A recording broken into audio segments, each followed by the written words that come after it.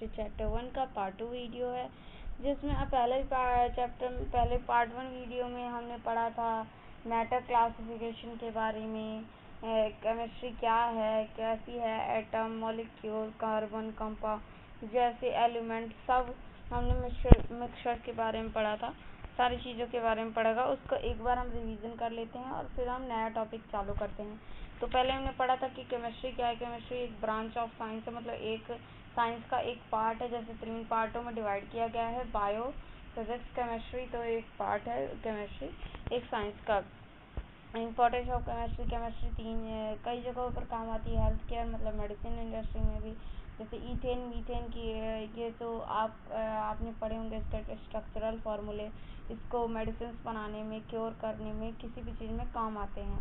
और फूड और एग्रीकल्चर में ऐसे पता करने में कि जो अगर जो फार्मर है उसे पता करना है कि जो उसका खेत है वो एसिडिक है, उसकी सॉइल जो है उसके खेत की एसिडिक है या बेस है, उसी हिसाब से वो दवाई डाल सके। तो उसकी वजह से वो केमिस्ट्री की मदद से वो सीख सके। PH value paper, pH paper, litmus paper, अलग अलग चीज़ों से वो पता कर सकता है। और अलग अलग दवाइयाँ आती हैं, वो इसी के केमिस्ट्री की देन है। और एनर्जी में तो मतलब जो फ्यूल्स हो गया, बैटरीज हो गया, ये केमिस्ट्री की मदद से बनाना। और मैटर को 2 पार्ट में बांटा गया है, फिजिकल और केमिकल क्लासिफिकेशन। फिजिकल क्लासिफिकेशन जैसे कि मतलब 3 पार्ट में डिवाइड है, solid, liquid and gas. Solid, liquid and gas. Solid यानी ठोस, लिक्विड यानी द्रव, और गैस यानी भाप के रूप में, वेपर। तो देखिए, जो फिजिकल क्लासिफिकेशन में जैसे कि हम किसी भी चीज़ को फिजिकली मतलब किसी भी चीज़ को चेंज कर देना। जैसे कि हमने पानी उबालना है तो वेपोराइज करना है किसी भी चीज़ को गैसेस फॉर्म में, लिक्विड को गैसेस फॉर्म में रख डालना है। तो हम वेपोराइज करने के लिए सीधे एक मग में वाटर डालेंगे और वाटर को हम सीधे गैस में रख देंगे तो वो वेपोराइज हो जाएगा, वो फिजिकल क्लासिफिकेशन में आ जाएगा।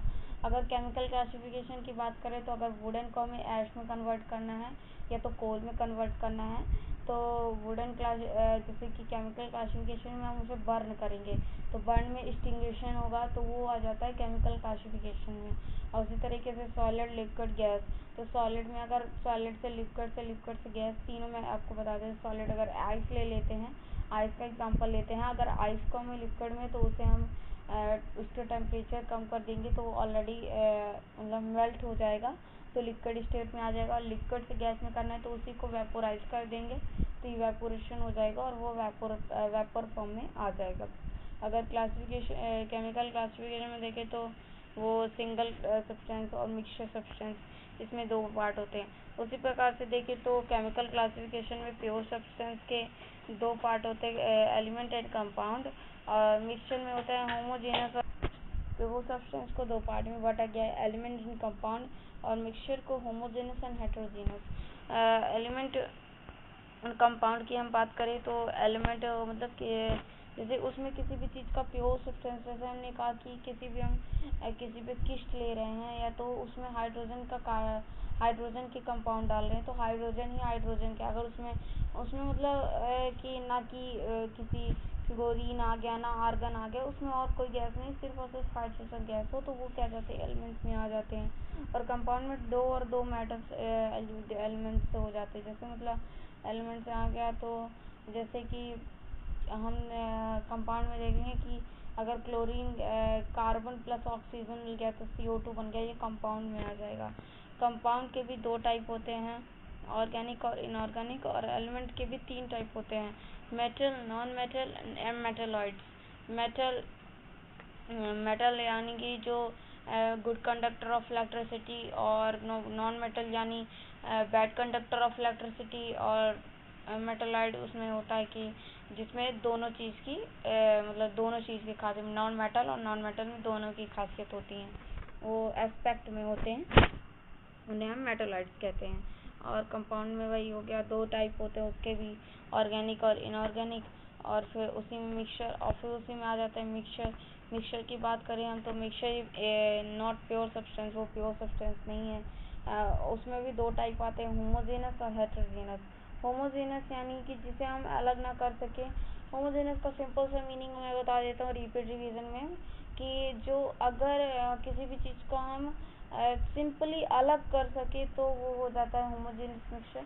जैसे हमने एक पानी में सैंड को डाला तो उसे हम मतलब अलग कर सकते हैं, यूनिफॉर्म कंपोजिशन है तो उसे हम अलग कर सकते हैं। और उसी की जगह अगर हेट्रोजीनियस में देख लें तो अगर हमने एक टी बनाई, उसमें हमने टी डाला, टी लीव्स डाली, शुगर डाला, मिल्क डाला, वाटर डाला, इन सब को फिर हमने हम कंबशन किया, फिर वो चाय बनी, मतलब टी बनी। तो फिर अगर हमने उसको अलग करने के लिए कह दिया तो वो नहीं कर पाएंगे क्योंकि वो मिक्स हो चुका है। ऐसा नहीं कह सकते हैं कि कहीं पे जो कप है उसमें पार्टिकल जो है जो पार्टिकल हैं मतलब कप शुगर या तो मिल्क के, वो अलग अलग जगह पर अलग अलग हैं, तो उस तरह हम नहीं कह सकते हैं। तो इस कारण वो इम्पॉसिबल होगा, हेट्रोजीनियस मिक्सचर वो कहलाते हैं जिसमें हम किसी भी चीज़ को अलग ना कर पाएँ, वो इम्पॉसिबल हो। और होमोजेनियस मिक्सचर में हम किसी भी चीज़ को ईजिली अलग कर सकें, वो हो जाता है हेट्रोजीनियस। अब प्रॉपर्टीज़ ऑफ मैटर में देखते हैं तो प्रॉपर्टीज़ ऑफ मैटर में दो टाइप की प्रॉपर्टीज आती हैं, फिजिकल प्रॉपर्टी और केमिकल प्रॉपर्टी। अब फिजिकल प्रॉपर्टी में हमें बताते हैं कि किसी भी चीज़ को मतलब किसी भी चीज़ को ऑब्जर्व करना चेंज होते हुए कि हाँ वो चेंज हो रहा है, या तो डेंसिटी, या तो वॉल्यूम, या तो मेल्टिंग पॉइंट, या तो बॉइलिंग पॉइंट। अगर मैं आपको किसी बॉक्स दे रहा, एक क्यूबॉइड शेप का बॉक्स दे रहा, तो उसमें आप देख कर उसे बता सकते हैं कि इसमें हम क्या क्या निकाल सकते हैं। इसका वॉल्यूम निकाल सकते हैं, इसका हम डेंसिटी निकाल सकते हैं, इसका अगर किसी भी चीज़ अगर आइस क्यूब दे दिया तो उसी क्यूबॉइड से मैं आइस क्यूब दे दिया, उसका मेल्टिंग पॉइंट, उसका फ्रीजिंग पॉइंट, उसका बॉइलिंग पॉइंट सब निकाल सकते हैं। तो वो हो जाता है फिजिकल प्रॉपर्टीज़ में। और केमिकल प्रॉपर्टीज़ में अगर पता करना है कि मैंने आपको दे दिया रुई, दे दिया कैंडल, दे दिया अलग अलग चीज़ें दे दी, अगर तो फिर आपको उसे पता करने के लिए अगर कि रुई है या कोई और भी चीज़ है जो फ्लेमेबल हो या पॉलीथिन हो, तो उसे पता करना है कि ये फ्लेमेबल है, सॉल्युबल है, हीट एंड कंबशन है, रेडियो एक्टिव है। मतलब अलग अलग टाइप होते हैं इसके, तो मतलब प्रकार होते हैं, टाइप भी बोल सकते हैं आप। तो इसके जो अलग अलग प्रकार होते हैं, तो इसको पता करने के लिए आप उसको एक्सटिंग्विश करेंगे, जलाएंगे, जब जाकर आपको पता चलेगा कि हाँ ये मतलब कितने इसकी ही इतना मतलब इतना ये कंबशन हो सकता है। लकड़ी ले लिया तो लकड़ी मतलब लकड़ी की इतनी फ्लेमेबल है, लकड़ी कितना ज़्यादा जल सकती है। और अगर इसकी जगह कोल ले लिया तो कोल कितना ज़्यादा जल सकता है, तो मतलब उसकी एसिडिक है कि बेस है, तो वो पता चलता है हमें केमिकल प्रॉपर्टीज़ में। और मेज़रमेंट की बात करें तो मेज़रमेंट मैंने आपको पहले ही बता चुका है, फंडामेंटल और डेराइव्ड यूनिट मैंने आपको पढ़ाया था, फिज़िक्स में भी ये भी है। तो मैंने अगर आपने नहीं पढ़ा है तो आप मेरे चैनल की बायो के लिंक में जा सकते हैं और देख सकते हैं, वहाँ पे मैंने फंडामेंटल और डेराइव्ड यूनिट को अच्छे से एक्सप्लेन किया है।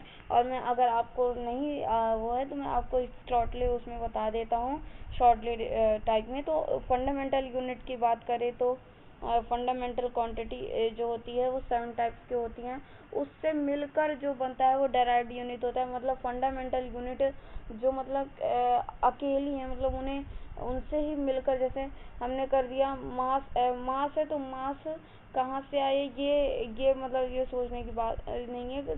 7 टाइप के हमारे पास फंडामेंटल यूनिट है, उससे बनकर डेराइव्ड यूनिट। अगर एग्जांपल ले ले तो मास इंटू मास हो गया, तो मास का स्क्वायर हो गया।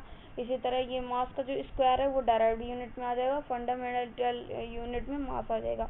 वैसे उसी तरह टाइम का देख लिए तो टाइम इंटू टाइम हो गया, तो टाइम का 2 बार यूज़ किया, उसी तरह डेराइव्ड यूनिट बन गई टाइम का स्क्वायर। उसी तरह टेम्परेचर, अमाउंट, अलग अलग चीज़ों में अलग अलग चीज़ें। अब उसी तरह प्रीफिक्स एन एसआई यूनिट में कर दिया, तो जो रेड में है वो मेन है, गीगा, मीगा, किलो, डीके, सेंटीमिली, इन सबको जो मेन है ये ज़्यादा यूज़ होते हैं। इनसे मैंने रेड कलर से अंडरलाइन है, इसे आप पढ़ लीजिएगा। वैसे यही ज़्यादा यूज़ होते हैं। और हेक्टोडेका अगर आपको याद करना है, तो अगर आप जल्दबाजी में नहीं है तो आप इन्हें भी याद कर सकते हैं, कोई वो इशू नहीं है। वैसे अगर मेनली यही चीज़ें giga, mega, kilo, deci, centi and milli यही ज़्यादा यूज़ होते हैं।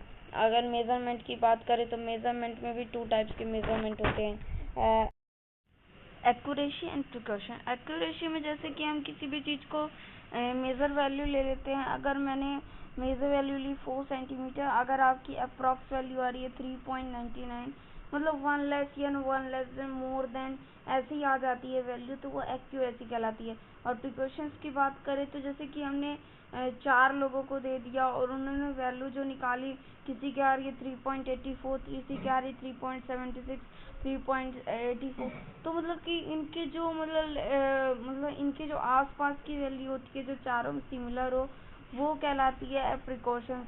और उसी के आगे की बात करें तो हमारा आ जाता है साइंटिफिक फिगर। साइंटिफिक फिगर में हम एक नया टॉपिक है।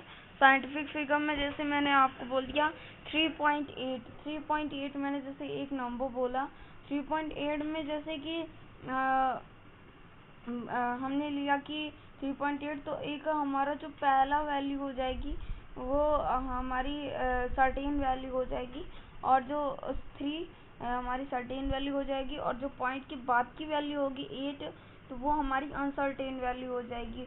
और जो इन दोनों को ऐड करने पर 3 और 8 को ऐड करने पर जो 11 वैल्यू आती है वो हमारी आ जाएगी सिग्निफिकेंट फिगर। हम उसे सिग्निफिकेंट फिगर कहते हैं। अगर इसमें अगर हम उसके वो देख ले कि अगर जिसमें जैसे कि अगर हम इनसिग्निफिकेंट फिगर की बात करें तो जैसे कि हमने 10 की पावर -19 या तो 10 की पावर 3, 10 की पावर 4 कुछ भी ले लिया, 2 की पावर 4, तो जो इनसिग्निफिकेंट फिगर में क्या होता है कि जैसे कि 2 पावर की वैल्यू नहीं गिनी जाती है, तो इस कारण जो जिसमें पावर होता है तो या तो 2 की पावर 4 या तो 2 की पावर 3 हो, तो वो इनसिग्निफिकेंट वैल्यू हो जाती है। अगर उसी और की बात करें तो जैसे इंड में 0 हो तो वो हो जाती है हमारी सिग्निफिकेंट फिगर। इनिशियल 0 जैसे कि किसी ने 1 ले लिया। चेयर की बात करें तो 10 चेयर्स, 1 चेयर्स। अगर बुक की बात करें तो 1 बुक। तो इसमें इनफिनाइट वैल्यू तो ये सिग्निफिकेंट फिगर में आ जाएगा। यही हो जाता है राउंडिंग ऑफ फिर इसके नीचे जाते हैं तो राउंडिंग ऑफ अनसर्टेन डिजिट, जैसे कि हमने बताया अभी अनसर्टेन और अनसर्टेन वही बारे में बताया गया है। लॉ ऑफ केमिकल कॉम्बिनेशन जैसे कि 6 टाइप के नहीं 5 टाइप के होते हैं कॉम्बिनेशन, केमिकल कॉम्बिनेशन लॉ। तो पहला होता है law of conservation of mass, दूसरा होता है law of constant proportion, law of multiple proportion, law of reciprocal proportion, law of combining volume. अगर मैंने आपको बताया था कि जैसे कि मैं एक नई वीडियो लाऊंगा जिसमें मैं इक्वेशन के साथ सॉल्व करूंगा इन्हीं सारे मास को, और मैं सारी इक्वेशन और सारी एक कॉन्सेप्ट के साथ एक नई वीडियो लाऊंगा। एक जैसे कि सारे लॉ की मैं एक वीडियो लाऊंगा, law of conservation, law of proportion, इन सब की वीडियो लाऊंगा। तो तब तक के लिए बाय बाय। आई होप आप सब अच्छे होंगे। थैंक्स फॉर वॉचिंग, और मेरे चैनल को सपोर्ट कीजिए। Please subscribe my channel. अगर आपको मेरे चैनल की अगर मैं वीडियो डालता हूँ तो मेरे चैनल की सबसे पहले आपको नोटिफिकेशन चाहिए, तो बेल नोटिफिकेशन को भी ऑन कर दीजिएगा। Thanks for watching.